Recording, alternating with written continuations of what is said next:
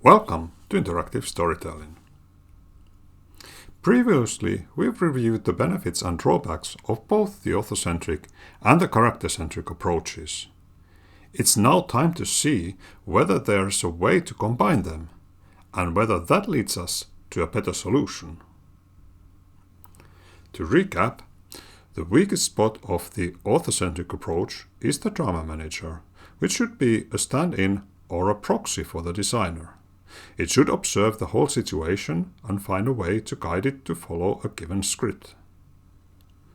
The weakest spot of the character-centric approach is the computer-controlled characters, which should be intelligent and interesting enough for the stories to emerge. But even that doesn't necessarily guarantee that the emerging stories are dramatically compelling. Let's push these two approaches aside and try to think, what do we want to have, and what can we have? What makes events interesting? What is actually dramatically compelling? Let's take two examples from our previous videos. First, think about improvisational theater, where the actors are able to create a coherent play out of skeletal suggestions. Each actor tries to react believably and in an emotionally engaging way throughout the performance. This requires that the actor should also create story opportunities that have an emotional impact. The other actors then strengthen or contradict this and offer new opportunities. Simply put, even if there's no script, the actors are making it on the spot collaboratively. The situation is similar in live-action role-playing or LARPing.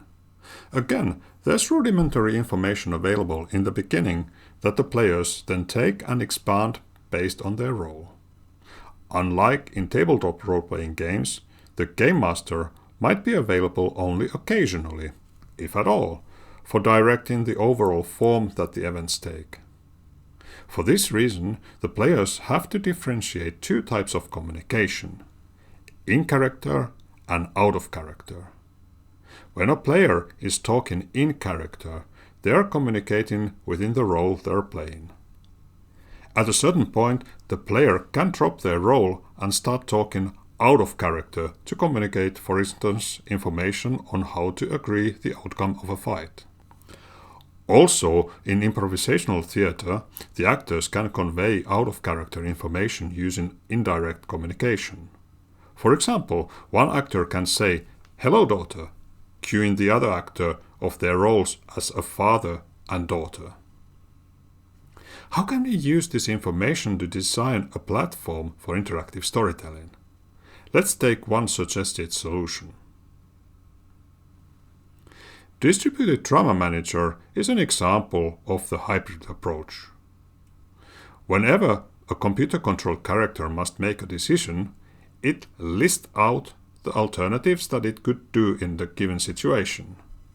This resembles the idea we already saw in Double Appraisal. The difference here is that instead of choosing the option with the highest emotional impact, the character consults a distributed drama manager. The distributed drama manager resembles the drama manager that we saw earlier in the author-centric approach. There is a script laid down by the designer that forms the overall structure of the story.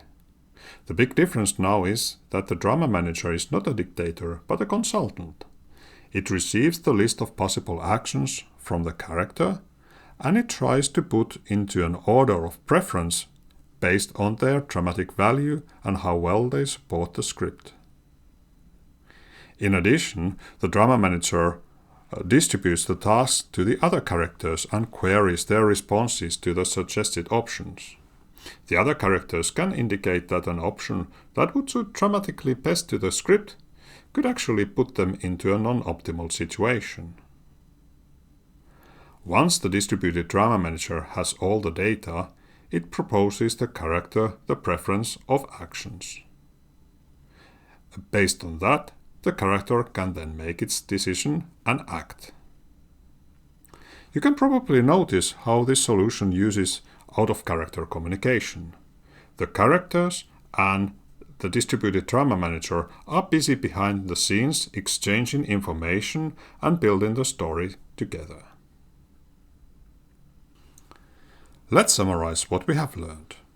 At the moment, the hybrid approach is mainly theoretical. On the positive side, it divides the task into smaller and more manageable units.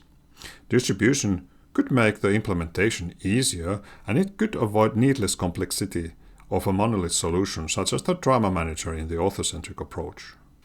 If the aim is to replicate improvisational theater and LARPing, the hybrid approach seems to make the characters aware of their dramatic role. They are no longer puppets like in the author-centric approach, nor realistically boring individuals like in the character-centric approach. They are co-creators of an interactive drama. Moving on to the negative side, the biggest question mark is that these ideas haven't really been tested yet. There are promises, but can the hybrid approach actually deliver? We don't know. And as in the previous approaches, the implementation could turn out to be a challenge. The hybrid approach doesn't actually solve the narrative paradox, but moves the problematic part elsewhere.